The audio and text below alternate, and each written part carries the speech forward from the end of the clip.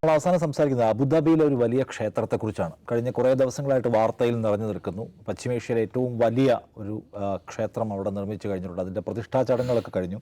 ഇന്നിപ്പോൾ പ്രധാനമന്ത്രി നരേന്ദ്രമോദി അതിൻ്റെ പ്രത്യേക പരിപാടിയിൽ പങ്കെടുക്കുന്നുണ്ട്. അപ്പോൾ ഈ അഭിമാനകരമായ നേട്ടമാണ് എന്ന നിലയ്ക്ക് അതിനെ ഘോഷിക്കുന്നു ഭരണകൂടം നമ്മൾ കാണുന്നു. അപ്പോൾ അതിനകത്തൊരു സംഗതിയുള്ളത്, അത് കൂടുതൽ അതിന് പ്രാധാന്യം വരുന്ന ഒന്ന്, ഒരു എന്താ പറയുന്നത്, മുസ്ലിം ഭൂരിപക്ഷ രാജ്യത്ത് ഒരു ക്ഷേത്രത്തിന് 21 ഏക്കർ സ്ഥലം വെറുതെ വിട്ടുകൊടുക്കുന്നു. അവിടെ ഒരു വലിയ ക്ഷേത്രം ഉയരുന്നു. ആ ക്ഷേത്രത്തിലെ ഉദ്ഘാടനത്തിന് ഇവിടെ നിന്ന് പ്രധാനമന്ത്രി പോകുന്നു. ഇവിടെ നിന്ന് പ്രധാനമന്ത്രി പോകുമ്പോൾ അദ്ദേഹം ഇവിടെ ഒരു പള്ളി പൊളിച്ചുണ്ടാക്കിയ ക്ഷേത്രത്തിൻ്റെ പ്രതിഷ്ഠയിലെ മുഖ്യ കർമ്മിയായി അദ്ദേഹത്തിൻ്റെ ദൗത്യം പൂർത്തിയാക്കിയ ശേഷമാണ് ഫ്ലൈറ്റ് കയറി ഇവിടേക്ക് പോകുന്നതെന്ന് വൈരുദ്ധ്യമുണ്ട്. അപ്പോൾ അബുദാബിയിലെ വലിയ ക്ഷേത്രം ഉദ്ഘാടനം ചെയ്യാൻ പോകുന്ന നരേന്ദ്രമോദിക്ക് അവിടെ നിന്ന് എന്തൊക്കെ പഠിക്കാനുണ്ടാവും എന്നതിനെക്കുറിച്ച് പറയാമെന്ന് സംസാരിക്കാൻ വിചാരിക്കുകയാണ്. ദൗസാരം എന്താണ് തോന്നുന്നത്, ഈ പ്രത്യേക സിനാരിയോയിൽ ഈ ക്ഷേത്രം എന്തുമാത്രം പ്രധാനപ്പെട്ടതാണ്, അതിന് എന്തൊക്കെ എടുക്കാനുണ്ട്? ഇതിൽ യു എയിൽ 35 ലക്ഷം ഇന്ത്യക്കാരുണ്ട്. എന്നുവെച്ചാൽ അവിടുത്തെ മൊത്തം പോപ്പുലേഷൻ്റെ 30% ഇന്ത്യക്കാരാണ്. അപ്പോൾ അതിൽ നല്ലൊരു ശതമാനം ഹിന്ദുമത വിശ്വാസികൾ അല്ലെങ്കിൽ ക്ഷേത്രത്തിൽ പോകുന്ന ആളുകളുണ്ടാകും. അപ്പോൾ അങ്ങനത്തെ ഒരു സ്ഥലത്ത് ഒരു ക്ഷേത്രം ഉണ്ടാവും എന്നുള്ളൊരു വാർത്തയല്ല. നേരത്തെ തന്നെ യു എയിൽ 2-3 ക്ഷേത്രങ്ങൾ വേറെ ഉണ്ട്. ജബൽ അലിയിലും ദുബായിലൊക്കെ ക്ഷേത്രങ്ങളുണ്ട്. ഒരു വാർത്തയല്ല. വാർത്തയാണെന്ന് നിഷാദ് പറഞ്ഞ ഈ ഒറ്റ ആംഗിൾ മാത്രമാണ്. ആണ് അത് ഉദ്ഘാടനം ചെയ്യുന്നത്. അപ്പോൾ അത് ഉദ്ഘാടനം ചെയ്യുന്നതിനെക്കുറിച്ച് ജിയുടെ ആരാധകർ വിശ്വഗുരു ആണ്, വിശ്വഗുരുവിൻ്റെ സ്വാധീന ശക്തിയാൽ അതെ അദ്ദേഹത്തിൻ്റെ സ്വാധീന ശക്തികൾ നേടിയെടുത്ത ഇതാണെന്നുള്ള നിലക്കാണ്. ഇതിലൊറ്റ കാര്യമുള്ളൂ, ഈ പറയുന്ന ഒരു പള്ളി പൊളിച്ചെടുത്ത് അമ്പലം പണിത് അതിന് കാർമ്മികനായ മനുഷ്യൻ അദ്ദേഹം ഇപ്പം ഉദ്ഘാടന പരിപാടി തുടങ്ങിയിട്ടില്ല. നമ്മൾ ഇന്ന് രാവിലെ അവിടെ ഒരു ഗവൺമെൻറ് സമ്മിറ്റ് എന്ന് പറഞ്ഞിട്ടൊരു ഇത് നടക്കുന്നുണ്ട്. അതിൽ നരേന്ദ്രമോദിയുടെ പ്രഭാഷണമുണ്ട്. അതിൽ അദ്ദേഹം പറഞ്ഞൊരു കാര്യം എന്ന് വെച്ചിട്ടുണ്ടെങ്കിൽ ഇതാണ്, ഇൻക്ലൂസീവ് ഗവേണൻസിനെ കുറിച്ച് നമ്മൾ അത് വളരെ പ്രധാനപ്പെട്ട ഒരു ആശയമായിട്ട് കാണുന്നു. ഏത് അബുദാബി പോയിട്ട് പ്രസംഗിക്കുകയാണ് ഇൻക്ലൂസീവ് ഗവേണൻസ്. ഇനി ഇന്ന് ഇന്ത്യൻ എക്സ്പ്രസ്സിലാണ് ഞാൻ വാർത്ത വായിച്ചത്. ഒരു വാർത്ത എന്ന് വെച്ചാൽ രാജസ്ഥാനിലെ എഡ്യൂക്കേഷൻ മിനിസ്ട്രി ഒരു സർക്കുലർ പുറത്തിറക്കുകയാണ്. എന്താണെന്ന് വെച്ചിട്ടുണ്ടെങ്കിൽ ഫെബ്രുവരി 15 മുതൽ, എന്ന് വെച്ചാൽ നാളെ മുതൽ സ്കൂളിൽ എല്ലാ വിദ്യാർത്ഥികളും സൂര്യ നമസ്കാരത്തിൽ പങ്കെടുത്തിരിക്കണം.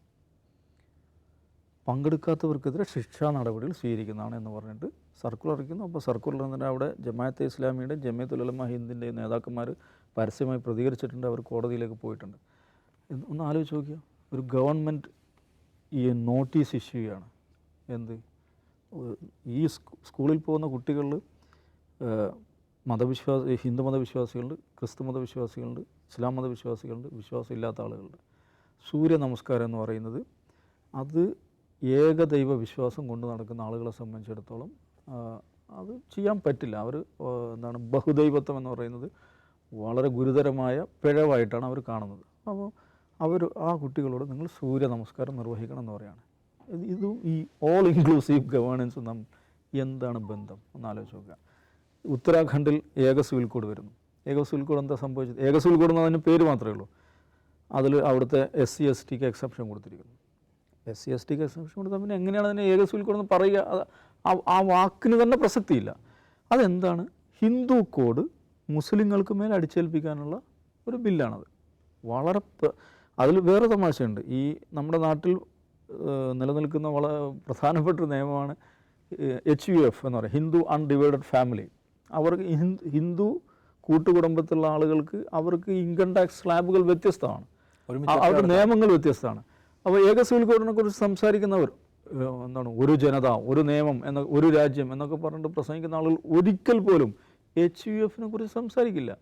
അപ്പോൾ ഏക സിവിൽ കോഡ് ഉത്തരാഖണ്ഡിൽ വന്നപ്പോഴും HUFനെ തൊട്ടിട്ടില്ല. എന്ന് പറഞ്ഞാൽ ജനങ്ങളെ വിഭജിക്കുക എന്നുള്ളത് ഒരു സർക്കാർ പദ്ധതിയായി കൊണ്ട് നടക്കുന്ന ഒരു പ്രത്യേക വിഭാഗത്തിൻ്റെ ആരാധനാ സമ്പ്രദായങ്ങൾ, ആചാര സമ്പ്രദായങ്ങൾ, വ്യക്തി നിയമങ്ങൾ അത് മറ്റുള്ളവർക്ക് മേൽ അടിച്ചേൽപ്പിച്ചുകൊണ്ടിരിക്കുന്ന ഒരു ഭരണകൂടം. ഇത് നമ്മുടെ രാജ്യത്ത് ഭരണകൂടം ഒരു അമ്പല കമ്മിറ്റിയായി മാറിയ ഒരു ഘട്ടത്തിലാണ് നമ്മൾ നിൽക്കുന്നത്. അത്തരമൊരു സന്ദർഭത്തിലാണ് അബുദാബിയിൽ ഇങ്ങനെ ഒരു സംഭവം നടക്കുന്നത് എന്നുള്ളത് മാത്രമാണ് അതിലെ പ്രസക്തി. അല്ലാതെ ഒരു ലോകത്ത് ഏത് വിശ്വാസികൾക്കും എവിടെയും ആരാധനകൾ പണിയാനും ആരാധിക്കാനൊക്കെയുള്ള സ്വാതന്ത്ര്യമുണ്ട്. അത് ഒരു വാർത്തയേ അല്ല. അവിടെ പോയിട്ട് വല്ലതും പഠിക്കുന്നുണ്ടെങ്കിൽ അത് ഇവിടെ പ്രാവർത്തികമാക്കുന്നുണ്ടെങ്കിൽ അത് നമ്മുടെ രാജ്യത്തിന് ഗുണകരമാണ്. പഠിക്കുക എന്നുള്ളത് ഇപ്പോൾ അദ്ദേഹത്തിൻ്റെ രാഷ്ട്രീയം നടപ്പിലാക്കിക്കൊണ്ടിരിക്കുകയാണല്ലോ. നമ്മുടെ ഇന്ത്യൻ സൊസൈറ്റിക്കുള്ള ഒരു മെസ്സേജ് എന്താണ്? മെസ്സേജ് മീൻസ് അത് എന്തുമാത്രം ഒരു ഹെൽത്തി ആയിട്ട് ഇന്ത്യൻ സൊസൈറ്റിയെ ആളുകൾക്ക് കാണും. ഇപ്പോഴത്തെ ഒരു സിറ്റുവേഷനിൽ ഈ കാഴ്ച എന്തുമാത്രം ഒരു പ്രാധാന്യമുള്ള റോൾ നിർവഹിക്കുമെന്നാണ് തോന്നുന്നത് ജിംസൺ? ഒരു റോൾ നിർവഹിക്കില്ല. അതിൻ്റെ കാരണം എന്താണെന്ന് വെച്ചാൽ, ഇപ്പോൾ അയോധ്യയിലെ രാമക്ഷേത്രത്തിൻ്റെ പ്രാണപ്രതിഷ്ഠാ ചടങ്ങ് ഇന്ത്യയിലെ മുഴുവൻ ചാനലുകളും ഫുൾ ടൈം ലൈവായിട്ട് ജനങ്ങളിലേക്ക് എത്തിച്ചിട്ടുണ്ട്.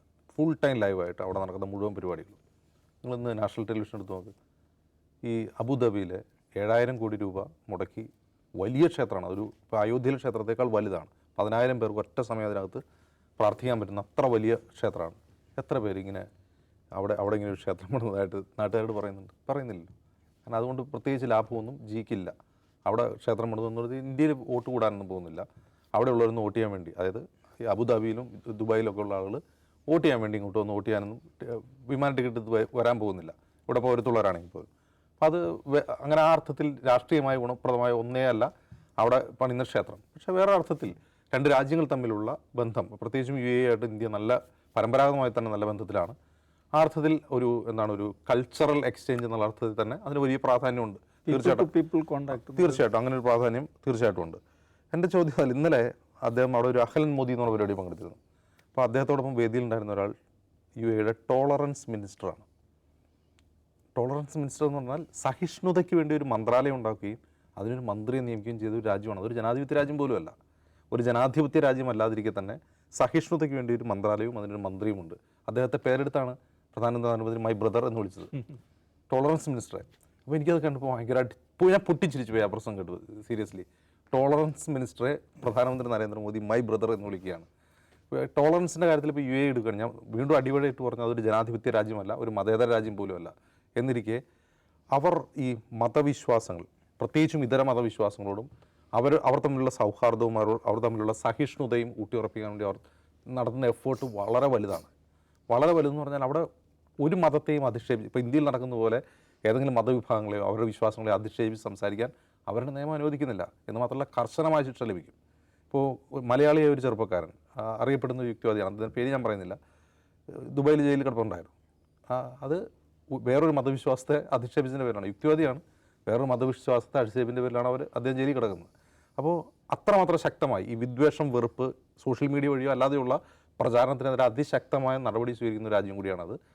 അവർ ബോധപൂർവം ഈ സഹിഷ്ണുത, ടോളറൻസ് എന്ന ആശയം പ്രചരിപ്പിക്കാൻ വേണ്ടി ഒരു മന്ത്രാലയം ഉണ്ടാക്കുകയാണ്. അവിടെയാണ് ഇന്ത്യ പോലെ, അതായത് വെറുപ്പ് വിൽക്കുകയും വെറുപ്പ് ഭക്ഷിക്കുകയും വെറുപ്പിൽ കിടന്നുറങ്ങുകയും ചെയ്യുന്ന ഒരു സമൂഹത്തിൻ്റെ പ്രധാനമന്ത്രി അവിടെ പോയിട്ട് ടോളറൻസ് മിനിസ്റ്ററെ മൈ ബ്രദർ എന്ന് വിളിക്കുമ്പോൾ ഉണ്ടാകുന്ന ഒരു എന്തായാലും പറയുക വിരോധാഭാസോ, അങ്ങനെയല്ലേ പറയാൻ, വൈചിത്ര്യം, ഐറണി, ഇതൊക്കെ കണ്ടിട്ട് നമുക്ക് ചിരി വരുന്നത് കൊണ്ടാണ്. എന്തായാലും ഈ കാഴ്ച സഹിഷ്ണുതയുടെ, സഹവർത്തിത്വത്തിൻ്റെ കാഴ്ചയാണ്. അത് ഇപ്പോഴത്തെ ഇന്ത്യൻ രാഷ്ട്രീയക്കാർക്ക്, മീൻസ് ഇവിടുത്തെ പൊളിറ്റീഷ്യൻസ് ആൻഡ് നമ്മുടെ പൊളിറ്റിക്കൽ ലീഡർഷിപ്പ് എന്തുമാത്രം മനസ്സിലാവുന്നുള്ളതാണ് ചോദ്യം. അവസാനിപ്പിക്കാം. നാളെ ഇരിക്കാം. നമസ്കാരം.